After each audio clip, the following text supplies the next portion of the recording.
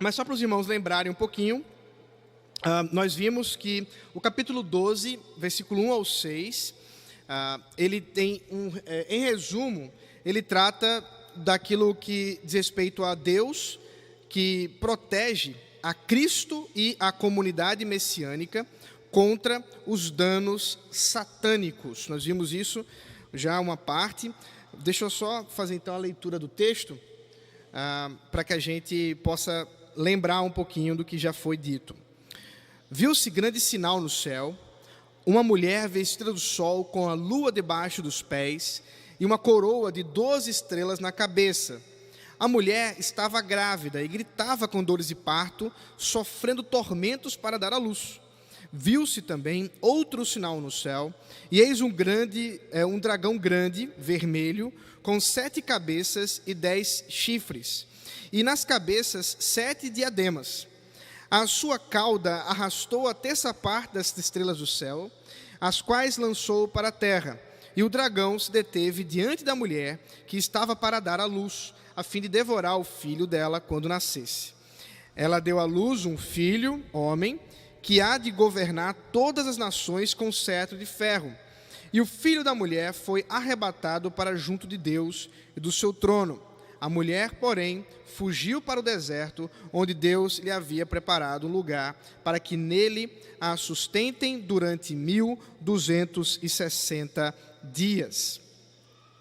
Então nós vimos quem é essa mulher. Nós discutimos bastante sobre os possíveis significados dessa mulher vestida de sol e concluímos que trata-se da comunidade da fé, da igreja do Senhor Jesus Cristo, tanto do Antigo quanto do Novo Testamento, que está aqui sendo representada por essa mulher, mas que é um grande sinal das mulheres, e todas as mulheres que Deus usou no decorrer da história da redenção para trazer os filhos da promessa, para dar vida a toda a igreja, considerando desde a promessa lá de Gênesis 3,15, quando Deus, falando para a serpente, diz que poria inimizade entre a mulher e a serpente, entre o descendente da mulher e o descendente da serpente. Então, essa descendência da mulher, que obviamente em Gênesis trata-se especificamente de Eva, mas que, claro, no decorrer da história da igreja do Senhor Jesus Cristo,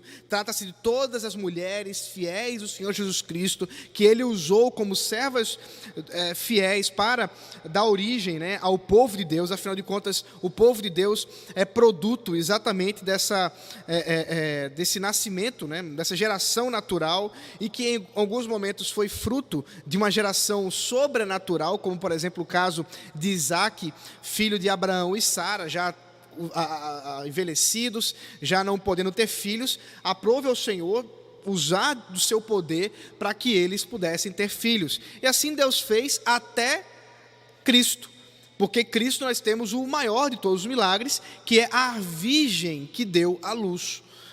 Até então isso nunca tinha acontecido. Até então nós tínhamos mulheres, inclusive estéreis, que eram curadas por Deus, mas agora finalmente Deus faz uma forma diferente. Ele usa uma mulher que não teve relações, portanto é uma mulher virgem, para dar um filho, e esse filho do próprio Deus, que é Jesus Cristo. Nós vimos a coroa de 12 estrelas, que é a participação do reinado de Cristo e o galardão do povo de Deus. Essas 12 estrelas faz uma referência com o povo de Israel, as 12 tribos, aponta realmente para como a igreja reina com Cristo. Cristo, ele é rei, e junto com ele toda a igreja reina junto. Nós temos aí várias simbologias envolvendo isso. Essa mulher está grávida. Nós vimos que muitas vezes essa mulher também foi dita a respeito dela que fosse Maria, mas não é só Maria, como eu já mencionei, e que ela está sofrendo os tormentos para dar à luz, as perseguições que que aumentaram, que foram crescendo contra a igreja, a fim de que Deus não cumprisse o seu plano. Satanás, usando de muitas e muitas maneiras, tentou impedir os planos de Deus, mas o que vamos ver hoje especialmente é que ele não conseguiu fazer isso. Também vimos a origem da própria imagem que é usada aqui para o diabo, que é um dragão, e nós vimos que isso não é uma imagem nova. No Antigo Testamento isso já era utilizado. Nós temos aí o Leviatã e Raabe, que são dois monstros marinhos que já estavam dentro da mitologia, do imaginário popular. Isso é muito curioso, porque Deus está usando uma imaginação da sociedade, por assim dizer, uma espécie de folclore da própria humanidade, e utilizando-se disso, ele cria uma imagem para ilustrar as forças malignas contra a própria igreja e o próprio Senhor.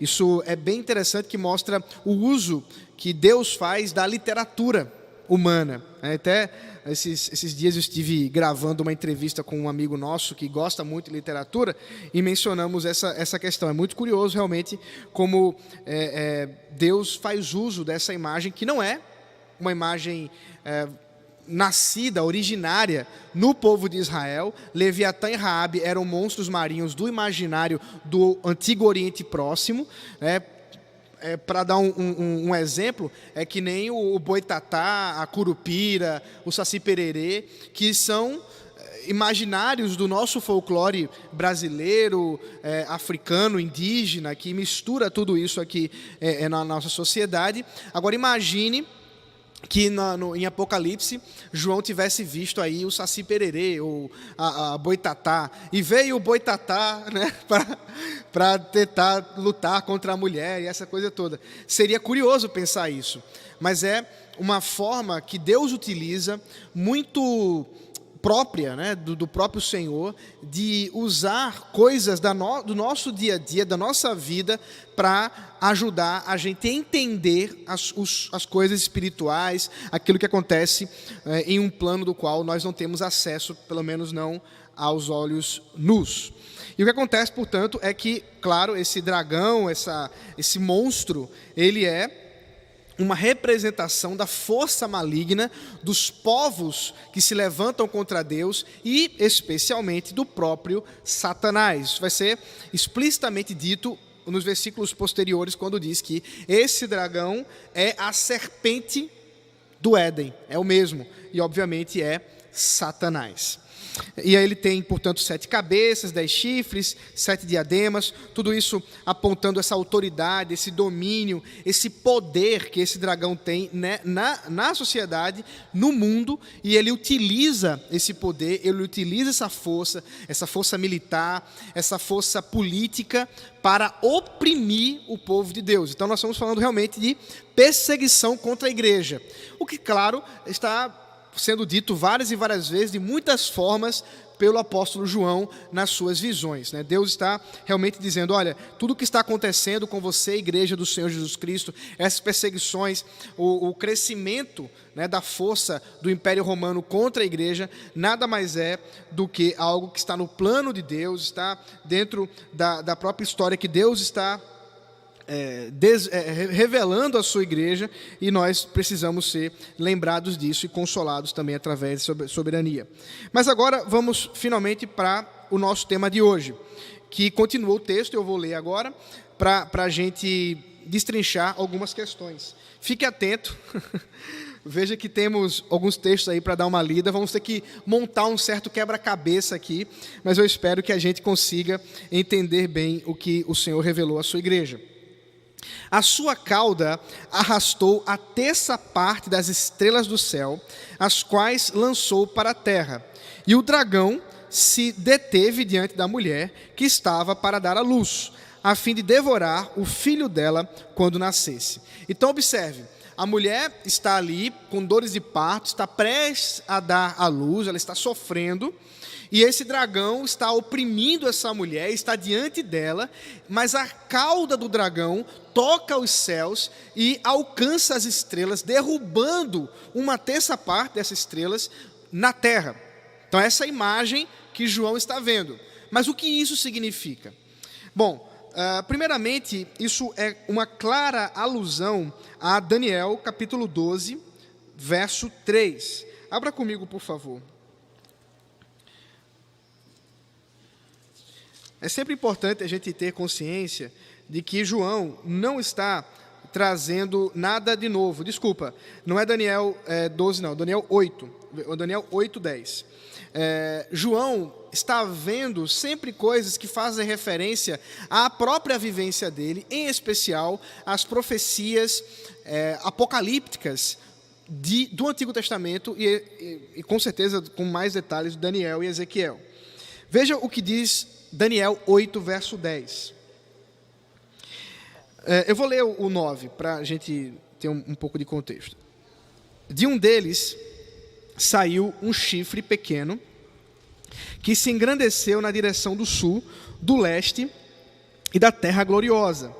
Ele se engrandeceu tanto que alcançou o exército dos céus. Lançou por terra alguns desse exército e das estrelas e os pisou com os pés. Então, observe que claramente nós temos aqui uma mesma imagem. Daniel viu a mesma coisa que João. Nesse caso, Daniel está vendo um bode, né? Se você subir um pouquinho aqui o versículo... é um bode e um carneiro que estão ali diante de Daniel. E o versículo 8 diz assim: o bode se engrandeceu cada vez mais, porém quando estava no auge do seu poder, o seu grande chifre foi quebrado.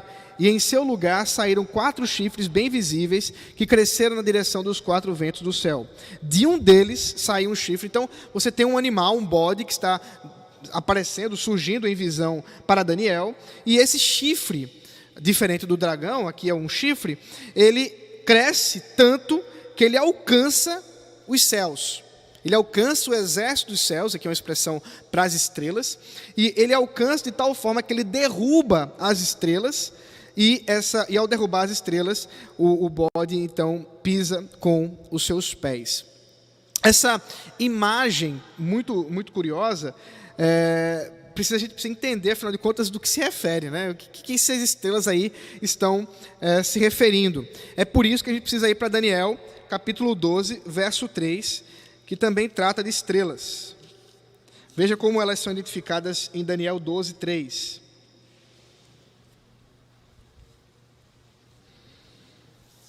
Os que forem sábios resplandecerão como o fulgor do firmamento, e os que conduzirem muitos à justiça brilharão como as estrelas, sempre e eternamente.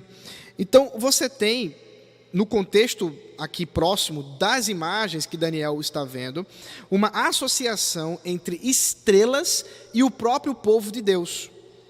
Você também tem o povo de Deus sendo realmente representado por anjos. Então vamos fazer aí encaixar mais uma peça desse quebra-cabeça. Então, a estrela aponta para o povo de Deus, porque é um exemplo, o povo fiel de Deus, eles são como estrelas que brilham, mas as estrelas, ou melhor dizendo, mas o povo de Deus também está associado a anjos. Veja o versículo, ou melhor dizendo, no capítulo 10, versículo 20 e 21. Daniel 10, versículo 20 e 21. E ele disse: você sabe por que eu vim? Agora voltarei a lutar contra o príncipe da Pérsia. Quando eu sair, eis que virá o príncipe da Grécia. Mas eu direi a você o que está expresso no livro da verdade. E na minha luta contra eles, não há ninguém que esteja ao meu lado, a não ser Miguel, o príncipe de vocês. Agora veja, volta ali para Daniel 12, versículo 1, que também fala de Miguel. Nesse tempo se levantará Miguel, grande príncipe, o defensor dos filhos do povo de Deus, e haverá tempo de angústia. Então, e você vai ver que Miguel vai ser citado no capítulo 12 de Apocalipse também, tá? Miguel vai surgir daqui a pouco. É muito interessante nós vermos que João está observando o que Daniel está observando. No livro de Daniel, nós temos uma conexão entre as estrelas e o povo de Deus e os anjos que representam o povo de Deus nos céus. Nesse caso, não só o povo de Deus, né? Como vocês estão vendo, o anjo que surgiu para Daniel disse: olha, eu estou tendo uma batalha. Nessa luta há um príncipe que é da Pérsia, um príncipe que é da Grécia. Talvez aqui seja uma referência realmente a anjos, ou melhor dizendo, a seres espirituais malignos, a demônios, e esses seres espirituais batalhando contra o anjo do Senhor, que agora tem a força do próprio Miguel. Miguel aparece, e Miguel é exatamente o príncipe, né, o anjo protetor do povo de Deus, do povo de Israel. Então, tentando montar todas essas peças, o que a gente tem aqui na imagem de um dragão que derruba com a sua cauda as estrelas, ou um chifre que também derruba as estrelas e pisa nas estrelas, é a associação entre a perseguição do povo de Deus e a própria ofensa que essa perseguição faz os seres espirituais celestiais divinos, que de uma certa forma estão em proteção ou estão associados ao povo de Deus. Vocês lembram que os anjos são mensageiros de Deus, são servos de Deus, que são usados por Ele para servir a igreja, servir ao povo de Deus. E é como... A Escritura, ela não nos dá muitos detalhes. Eu sei que a gente fica meio curioso assim, para saber como é que é um anjo, a gente fica meio curioso para saber como é que essa dinâmica ela acontece, né, espiritualmente falando. É verdade que a Bíblia não nos dá tantos detalhes, mas ela nos dá algumas informações. Por exemplo, na primeira carta de Paulo aos Coríntios, capítulo 11, nós temos Paulo dizendo que as mulheres devem usar véu por causa dos anjos. É muito curioso isso. O que tem a ver anjo com mulheres usando véu, com culto? É porque, e nós vamos ver isso em outros momentos também, há uma conexão realmente entre aquilo que a igreja faz, comprometida com o próprio Deus, a própria pureza da igreja, o próprio culto que a igreja presta ao Senhor, e os anjos que estão servindo a igreja. E é como se os anjos servissem como protetores, mas também como supervisores da vida da igreja. Inclusive, nós sabemos que são os próprios anjos enviados por Deus que podem até mesmo trazer certa disciplina para a igreja se ela estiver caminhando fora da verdade, fora da palavra de Deus. Portanto, esses anjos, eles se sentem ofendidos, e eles não só se sentem, mas eles são ofendidos pelas ações demoníacas, pelas forças espirituais guiadas por Satanás contra a igreja, a ponto disso se revelar como se não só a igreja estivesse sendo perseguida, mas os próprios anjos do céu estivessem sendo perseguidos. Nós vamos ver que há uma batalha que vai se instaurar nos céus daqui a pouco. Isso vai acontecer na próxima sessão, a partir do versículo 7. Vamos ver isso na semana que vem. Mas aqui nós temos, portanto, a igreja de Deus que tem a sua identidade revelada nos céus, né, a sua associação com o povo de Deus os próprios anjos, e ao serem perseguidos, o próprio céu está sendo perseguido. Os anjos e o próprio Deus estão sendo perseguidos. O que essa imagem nos ajuda? Deixa eu agora esmiuçar um pouquinho mais. É a gente lembrar que quando o diabo, quando as forças políticas, as forças desse mundo se levantam contra a igreja, eles não estão se levantando contra o pastor Ronaldo, não estão se levantando contra o missionário Albérico, eles não estão se levantando somente contra a igreja presente em Casa Caiada, não. Eles estão se levantando contra Deus. Eles estão se levantando contra os anjos do Senhor, contra o exército do Senhor.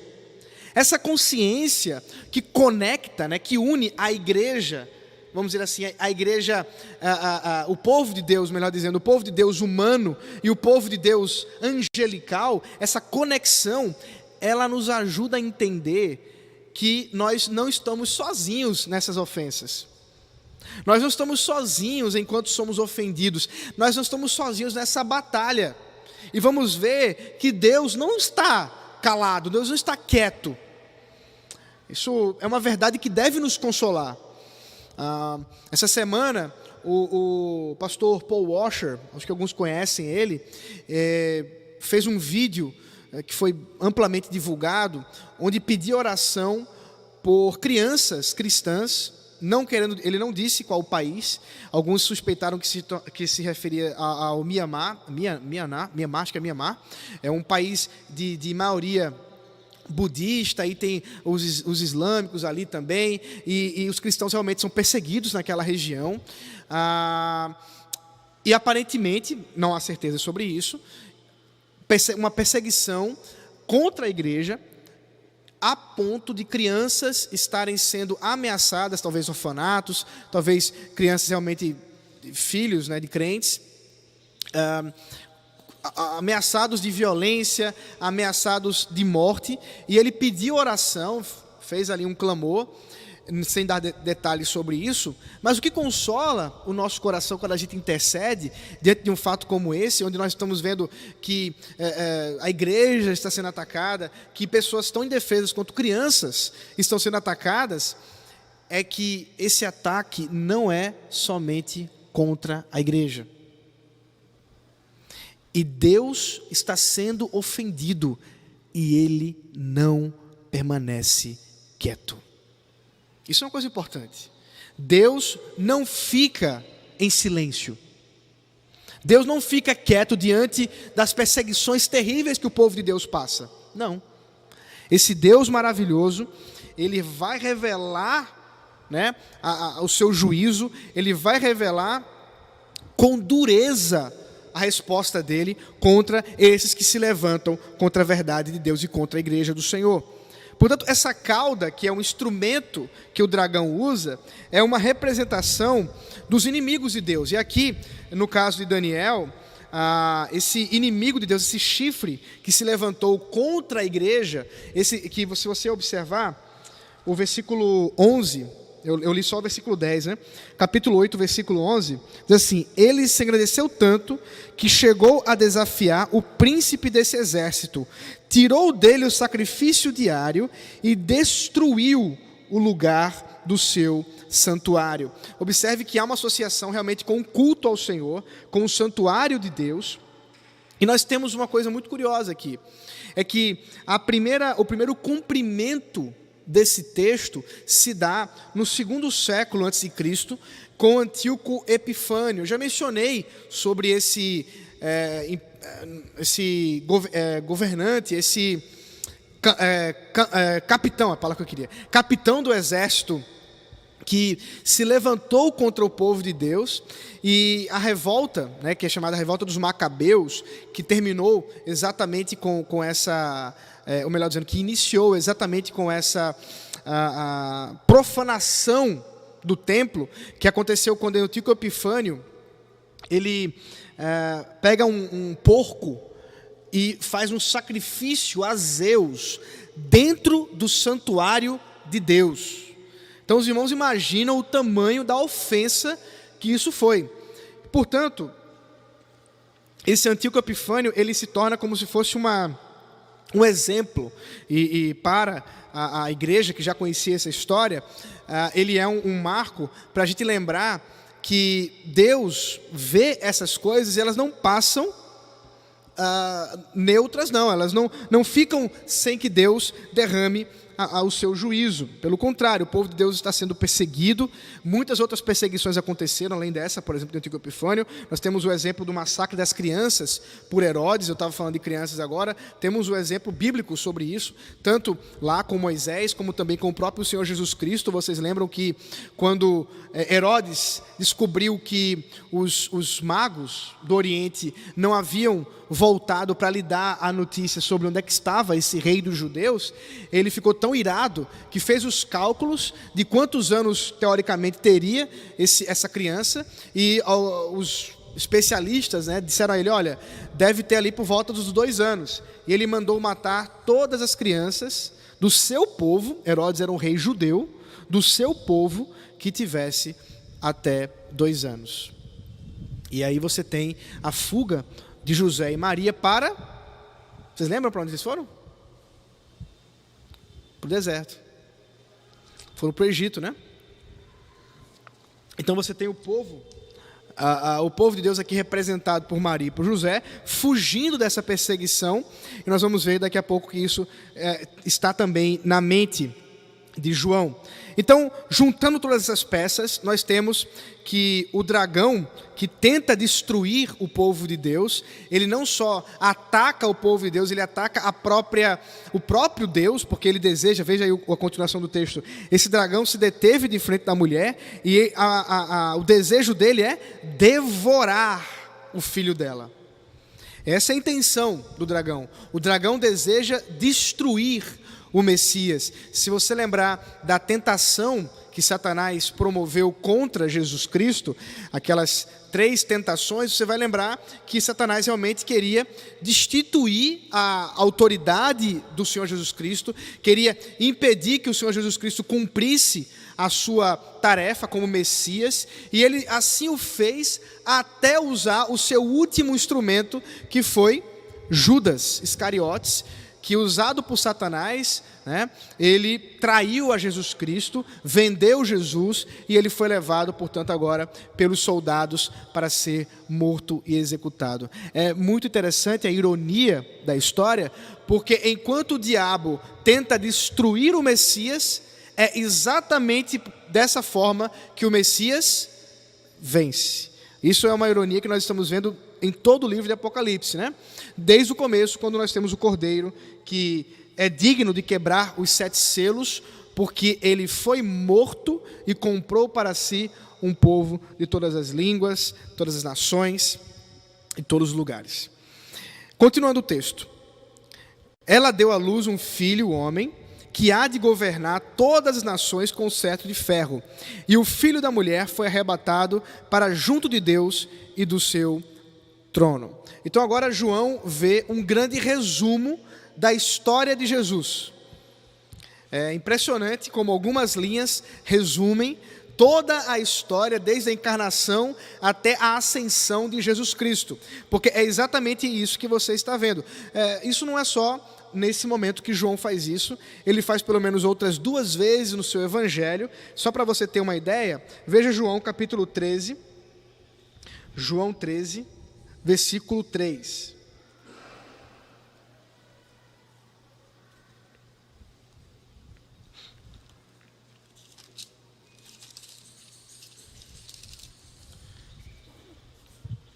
Diz assim: sabendo este que o Pai tinha confiado tudo às suas mãos e que ele tinha vindo de Deus e voltava para Deus.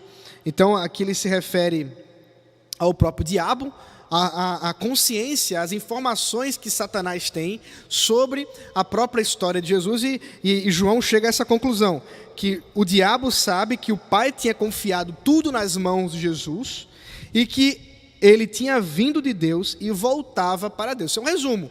A vinda de Deus significa exatamente a redenção, e a volta para Deus significa exatamente a ascensão, que conclui esse ato redentivo do Senhor Jesus Cristo. Você tem também isso no capítulo 16, versículo 28. É o próprio Senhor Jesus agora quem diz: vim do Pai e entrei no mundo, mas agora deixo o mundo e vou para o Pai. Pronto. Resumo do Evangelho. Ele veio do Pai, entrou no mundo, deixa o mundo e volta para o Pai. Resumo de todo o trabalho, toda a obra de redenção de Jesus Cristo. Você tem também isso em Romanos capítulo 1, 1 Timóteo capítulo 3, verso 16, que fala desse mistério da piedade. Depois você pode dar uma olhada. Então, são esses 4 movimentos que nós temos a respeito de Jesus Cristo. O seu nascimento, através da mulher que dá à luz a um filho homem, a um varão. O reinado, que aqui é um cumprimento, o reinado e o governo é um cumprimento do Salmo 2. Se você observar, o Salmo 2 é um belíssimo salmo messiânico que fala do reinado do Messias diante das forças políticas das nações que tramam, que planejam contra o ungido do Senhor, contra o Messias, mas que ele, com poder, com cetro de ferro, é a expressão usada, ele governa as nações, porque ele adquiriu o direito de governar as nações. Tradição de lembrarmos que aquele que fez a sua obra maravilhosa, tendo cumprido ela com perfeição, ele se entregou a sua vida para a nossa salvação, morreu e ressuscitou ao terceiro dia, tendo passado um tempo ainda ressuscitado, com várias aparições aos seus servos, a vários apóstolos, a vários discípulos, mais de 500, como diz o apóstolo Paulo. Ao final das contas, ele ascendeu aos céus, como está relatado em Atos dos Apóstolos, capítulo 1. Você vai observar os discípulos ali reunidos com Jesus, e ele dizendo: agora eu vou para o Pai, vocês recebem o Espírito Santo, aguardem até que ele venha. E eles então, olhando enquanto ele falava, viram sumir as alturas. Então os anjos vieram e consolaram a igreja, dizendo: aquele que veio também virá, e todo olho verá a sua segunda vinda. Então, assim como ele veio, ele também voltará. E aqui nós temos esse grande resumo desse filho que foi arrebatado para junto de Deus e está assentado no trono. É uma lembrança sempre, essa imagem ela é importante. Quando você vê um dragão enorme que faz a arruaça que o dragão estava fazendo, é sempre bom lembrar que ele não conseguiu vencer. O dragão foi derrotado por um bebê. É isso que o texto está nos mostrando aqui, né? De forma muito resumida, esse varão que é nascido dessa mulher que estava sendo perseguida pelo dragão, vence esse dragão que é a serpente do Éden, e vencendo, ele agora está nos céus, onde reina em todo o mundo, em todo o universo. O dragão foi derrotado. A vitória de Cristo, ela não é só certa, mas ela já aconteceu. Nós já podemos, inclusive, desfrutar da vitória de Cristo sobre Satanás, sobre os poderes das trevas, e isso, é claro, para o nosso consolo, nossa alegria e a nossa redenção. E como é que a igreja vai se comportar? Então termina o texto exatamente nos mostrando como a igreja agora se comporta diante do fato do Cristo que está nos céus e que ele está reinando, e a igreja está agora no deserto. Veja aí o final do texto. A mulher, porém, fugiu para o deserto, onde Deus lhe havia preparado um lugar para que nele a sustentem durante 1260 dias. Como já vimos, a mulher é o sinal da comunidade, da fé, do Israel, tanto do Antigo Testamento quanto o Israel do Novo Testamento, que é exatamente a igreja. Uma coisa importante, nós estamos aí em tempos, mais uma vez, de guerra, né? O Hamas e outras forças terroristas têm tentado destruir Israel. Até uma coisa curiosa aconteceu essa semana: tentaram cancelar aquela atriz Gadot, que foi a Mulher Maravilha, que é israelense, né?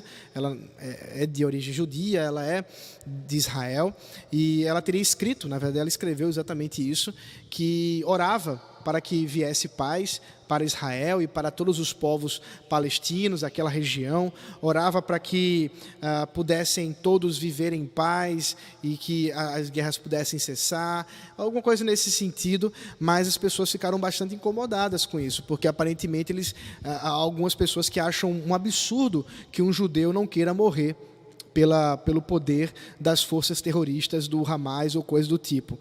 E isso parece ridículo, mas é exatamente isso que acontece em muitos círculos políticos. As pessoas ficam tanto indignadas que algum judeu possa dizer assim: não, mas eu acho que Israel não deveria ser destruído. É óbvio que nós não cremos que Israel, aquele Israel que está ali lutando contra o Hamas, ele não é o Israel de Deus. O Israel de Deus é o povo de Deus, esse povo que foi eleito pelo Senhor Jesus Cristo, que foi redimido pelo Senhor Jesus Cristo, que reconhece o Senhor Jesus Cristo como seu Messias. Mas isso não significa que nós tenhamos que, é claro, debochar de Israel, ou até mesmo tenhamos Israel por menos conta, inclusive cegos diante do fato histórico do que está acontecendo lá, onde movimentos terroristas terríveis, que desejam matar realmente crianças e usam, inclusive, mulheres e crianças como escudo contra o próprio povo de Israel, contra aquela nação que, querendo ou não, é uma nação que historicamente tem levantado a bandeira da verdade da palavra de Deus, pelo menos enquanto se refere ao Antigo Testamento. É só um cuidado para a gente ter, para fazer essas devidas distinções, mas sabermos que a comunidade fiel é a igreja. Seja ela de judeus, seja ela de gentios, né? Seja ela de pessoas que nasceram no Brasil, na Holanda, nos Estados Unidos, onde quer que seja, as pessoas que vieram a ser do Senhor através da redenção em Cristo Jesus. E, portanto, essa igreja está no deserto, ela está peregrinando no deserto. O deserto é um sinal, né? O deserto ele tem uma simbologia dupla, aqui no caso. Ele tem um duplo significado. Primeiro, o deserto é um lugar do cuidado divino. Você vai lembrar que na história de Israel, toda vez que o povo de Deus ia para o deserto, fugia para o Egito, era um momento de tratamento que Deus fazia com o seu povo. Você tem isso desde Abraão, você tem isso com Isaac, e até mesmo nas falhas do povo de Deus. Você tem isso quando o povo de Israel sai do Egito para voltar para Canaã, o povo no deserto. É um lugar da presença de Deus, do cuidado divino. Mas, ao mesmo tempo, é um lugar de sofrimento e diversidade.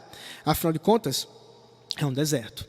Deserto é um lugar onde as temperaturas não são favoráveis para a habitação, por isso que ele é desértico, né? Você tem, inclusive, a ausência de animais, são poucos animais que conseguem viver realmente nas grandes variações de temperatura que acontecem no deserto. É por isso, inclusive, que Deus mandava uma coluna de fogo durante a noite para o povo de Israel ser aquecido pelas baixíssimas temperaturas ali no deserto, enquanto que havia uma nuvem, né, que cobria o povo de Israel com uma sombra diante das altíssimas temperaturas durante o dia. Então você tem toda essa adversidade geográfica, você tem toda essa adversidade climática e tudo mais, mas isso simbolizando, afinal de contas, que nós estamos vivendo num tempo de adversidade. Nós estamos vivendo num ambiente hostil ao Evangelho, hostil à igreja. Não é uma novidade, queridos, que a igreja do Senhor Jesus Cristo tem sido atacada. Não é uma novidade que a verdade de Deus tem sido muitas e muitas vezes desafiada por esse mundo ímpio que nós estamos vivendo, e por isso a igreja precisa saber que nós estamos no deserto. Nós somos peregrinos. Essa expressão o apóstolo Pedro usa na sua carta para falar a respeito dos crentes. Afinal de contas, esse não é o nosso lar. Esse não é o nosso lar, mas Deus já preparou um lugar para a gente. Veja a continuação do texto. A mulher, porém, fugiu para o deserto, onde Deus lhe havia preparado um lugar. É muito interessante isso, porque apesar do deserto ser um ambiente tão hostil, é exatamente ali que Deus preparou um lugar para o seu povo. Essa expressão lugar, no uso grego, vai ter a palavra grega topos. Ela é usada em algumas vezes até mesmo para se referir ao santuário, ao templo. Você vai ver aqui, por exemplo, Mateus 24:15, no sermão profético de Jesus, onde fala do lugar santo. E esse lugar santo, esse lugar sagrado, que é sagrado por causa da presença do próprio Deus, é preparado por Deus. Uma outra expressão muito curiosa, Jesus fala isso: eu vou para o Pai para preparar-vos lugar. Deixa eu ler esse texto só para que você lembre dessa expressão, porque geralmente nós associamos o capítulo 14, versículo 1 a 3, como se referindo aos céus. Eu quero propor uma nova interpretação para vocês. Veja aí, João capítulo 14, versículo 1 ao 3.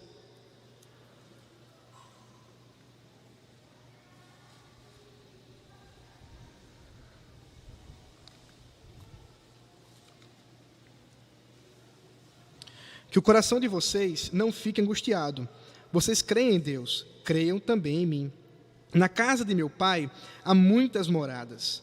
Se não fosse assim, eu já lhes teria dito, pois eu vou preparar um lugar para vocês.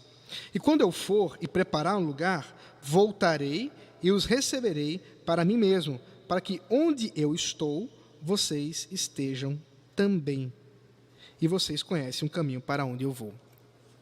Veja que, apesar de muitas vezes a gente interpretar essa esse dito do Senhor Jesus Cristo como se referindo aos céus, ao paraíso. Eu estou preparando um lugar e vocês vão ali, esse lugar preparado é ali onde vocês estarão comigo. No entanto, eu queria, vendo até mesmo que o próprio João está vendo, esse lugar preparado por Deus para o povo de Deus no deserto, observar que Jesus não necessariamente está falando aqui dos céus, não. Ele está falando de hoje, dos nossos dias, no sentido de que nós hoje já estamos no lugar preparado por Cristo e na presença do próprio Cristo. Isso faz muito sentido quando a gente observa Pentecostes. Porque qual foi o cumprimento de Pentecostes? O Senhor Jesus Cristo disse: eu preciso subir aos céus para de lá enviar o Consolador. E a presença do Consolador, que se faz presente entre nós, que se faz presente na igreja, é exatamente o próprio Deus conosco, que é a expressão utilizada pelo anjo Gabriel para se referir a Jesus Cristo para com José, não é mesmo? Qual o nome que Gabriel dá a Jesus para José? Ele será chamado Emanuel, que significa Deus conosco.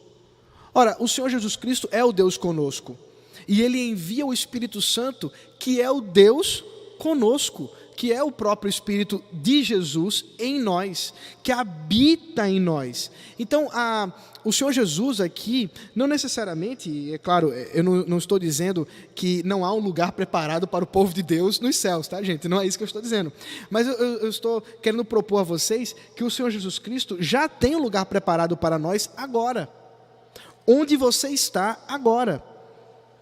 Muitas vezes nós pensamos que por estarmos peregrinando no deserto, nós ainda não estamos onde Deus quer que nós estejamos. E a gente sempre fica naquela expectativa assim: quando que vai acontecer a vontade de Deus na minha vida?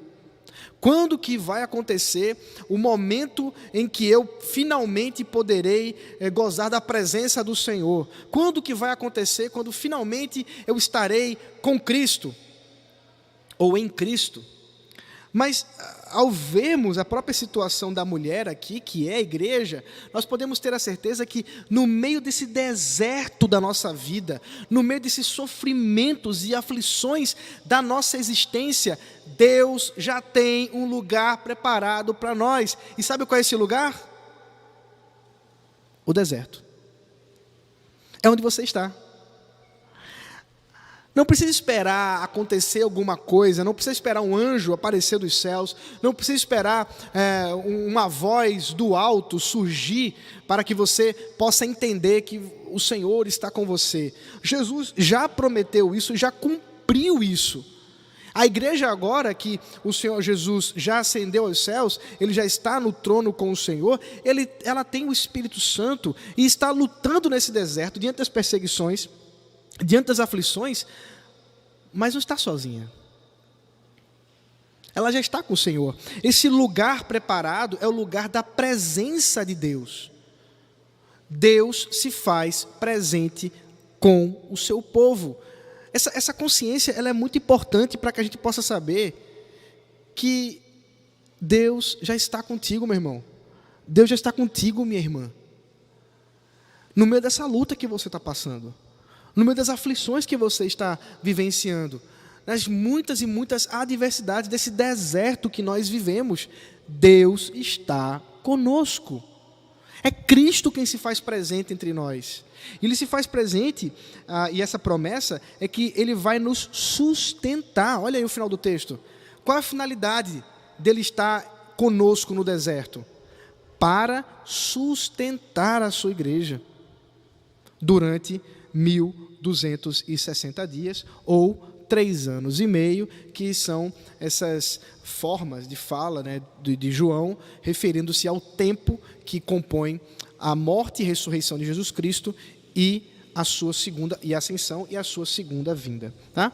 Então, da primeira vinda à segunda vinda, nós temos esse espaço de tempo que é simbolizado por 3 anos e meio, ou 1260 dias, ou 42 42 meses, não é isso? Acho que 42 meses também. Agora já me recordo. Tem que ser 42 meses. Então, nós temos aí várias expressões para se referir exatamente a esse mesmo período de tempo, que é quando Deus está nos sustentando. Olha só, Deus está te sustentando. Deus está cuidando de você.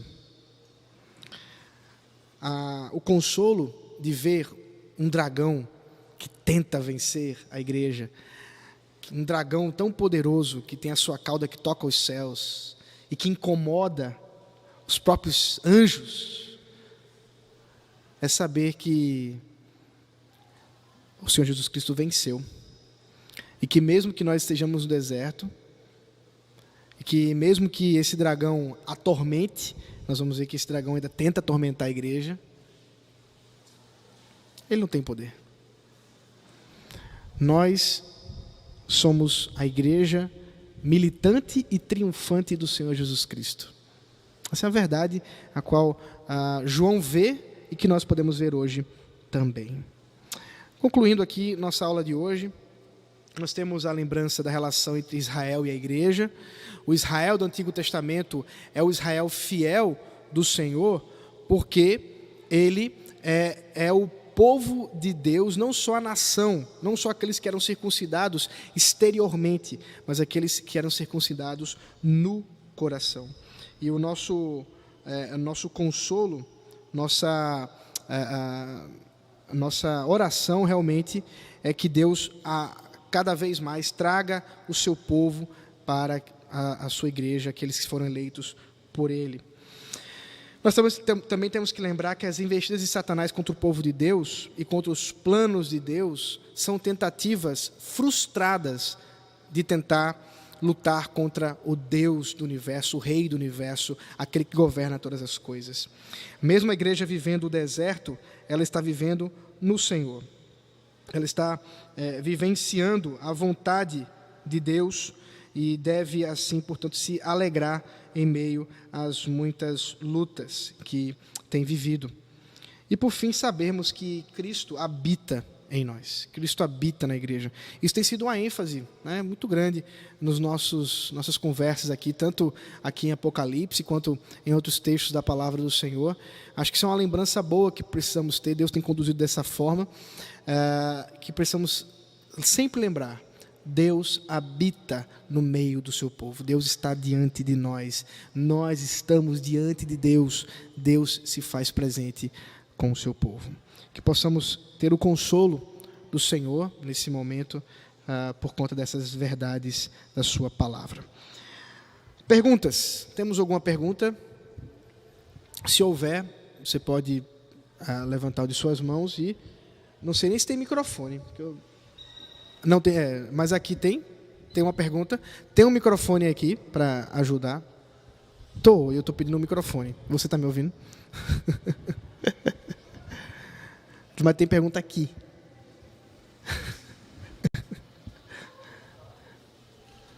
Não tem microfone? Mas tem pergunta aqui.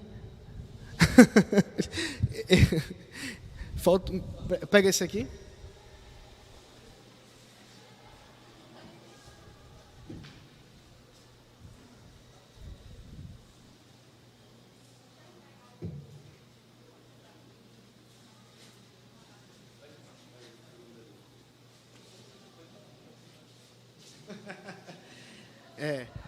Não, porque o pessoal da transmissão está louco para ouvir a sua pergunta.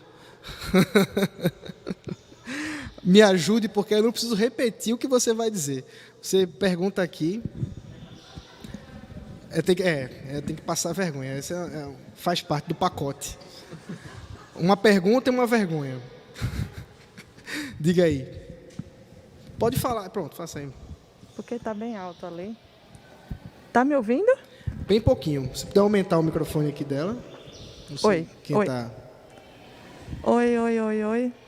Som. Se puder botar no meu retorno aqui, ajuda também. Tá saindo? Pode falar. Pronto. Tá, saindo, tá. A pergunta é a seguinte. Teve uma vez que eu e marido, a gente ouviu uma pregação que falava que esses 3 anos e meio também estava relacionado porque é metade de 7, né? Então, estaria relacionado também à abreviação dos dias. A gente pode entender assim? Estaria relacionado ao quê? Quando os dias... Repete a palavra que eu não entendi. A abreviação dos dias, dos tempos, né? Ah, certo. Por entendi. causa da tribulação. Isso, perfeito. Pronto. Excelente. Isso, você tem... Pronto, exatamente. Você tem essa mesma ideia. É como se pudéssemos dizer assim, a história foi montada, bem pudéssemos dizer, tá, gente? Não é isso, não é como se pudéssemos. A história foi montada em 14 anos. 7 dizem respeito a antes de Cristo e 7 dizem respeito a depois de Cristo. Mas por causa da dureza da perseguição, por causa da luta que a igreja está vivendo com a perseguição, sofrimento, abreviou o tempo, aí de 7 virou 3 anos e meio. Se a gente pudesse fazer esse cálculo, era mais ou menos o seguinte. Então, se a gente tem de Adão até Jesus, aí, uns cálculos bem primários, 10 mil anos, a gente teria agora 5 mil anos para viver. Então, a gente tem 2 mil, tem que ter mais 3 mil para a gente viver. Mas, obviamente, que isso não leve isso a sério, tá, gente?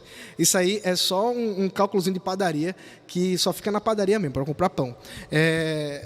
Mas, assim, a ideia seria essa, só para tentar ilustrar para vocês a ideia, tá? É como se, ao invés de ser... Foi um tempo que foi dividido, mas ele não foi dividido, mas o outro momento ele foi abreviado. Então essa é a ideia. Isso vai ter em outros momentos. Isso vai ser mencionado em Apocalipse. Isso é mencionado também no sermão profético de Jesus. Ele também fala dessa abreviação por amor e misericórdia de Deus ao seu povo. Ele abrevia porque diz assim que se não assim não fosse, a igreja não aguentaria, né? Essa é a ideia. Mas então essa é a ilustração. São 3 anos e meio, porque deveria ser 7, mas houve uma abreviação por conta desse tempo desértico que a igreja está passando. Mais alguma pergunta, queridos? É um desconto aqui, a promoção. Uma pergunta e uma vergonhinha que você passa aqui na frente para perguntar. Venha, querido.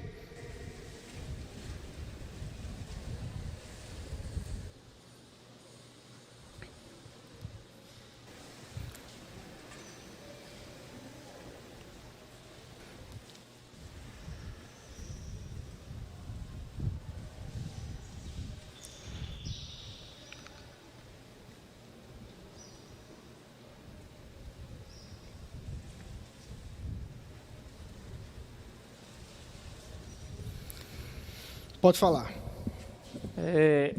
Bom dia a todos. Eu gostaria de saber sobre a questão desse conflito entre Israel e a Palestina. Uhum. Né? Na visão bíblica, a origem desse conflito que não acaba nunca. Né? Uhum. Sempre tem nos noticiários, tudo. E sobre essa defesa que os Estados Unidos têm em relação a Israel. Uhum. Pronto. Okay. No contexto bíblico, assim. Tá certo. Essa pergunta ela vale um curso, não é uma palestra não, viu?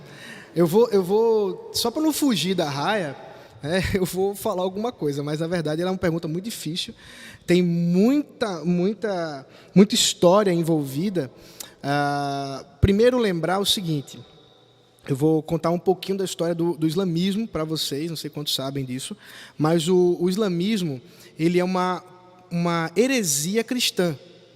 A primeira coisa que geralmente o pessoal se escandaliza é isso. Por quê?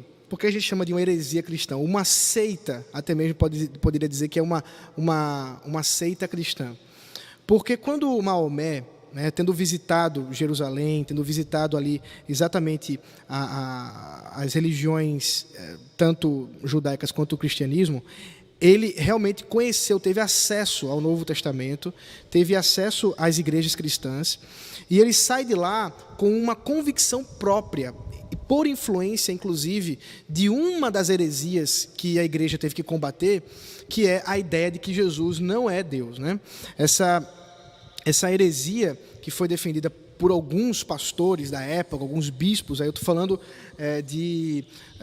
sexto, sétimo século, tá, gente? É bem posterior aos primeiros concílios, que isso já tinha sido condenado, mas essa heresia ainda permanecia. Você tinha cristãos, obviamente entre aspas, que diziam que Jesus não era Deus.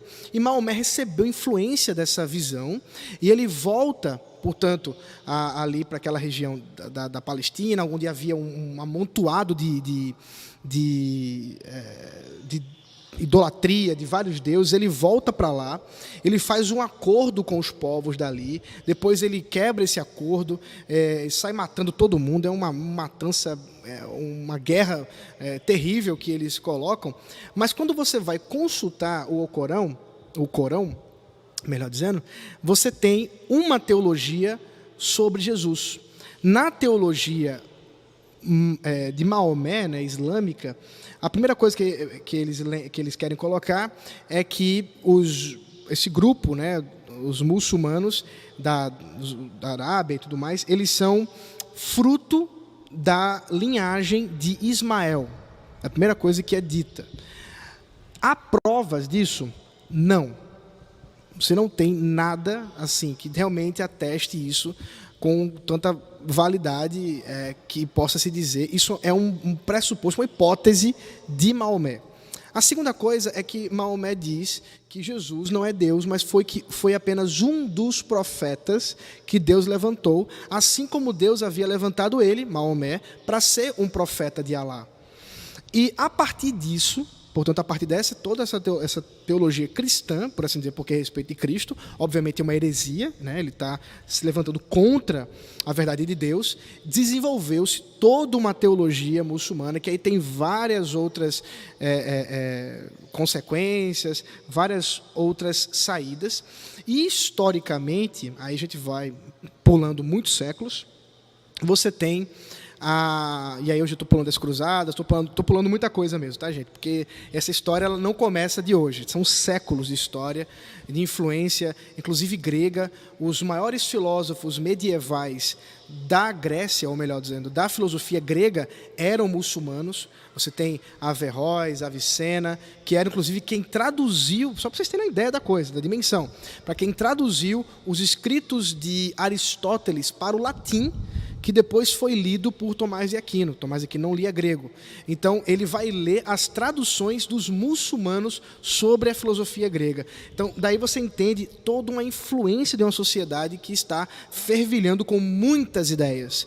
Ideias que vêm da filosofia grega, ideias que vêm das corrupções da teologia cristã, que corrompem, né, a teologia cristã, e ideias até mesmo da igreja mesmo, que já estava corrompida em uma grande parte. Não no todo, nós já vimos isso, Deus sempre mantém os seus remanescentes.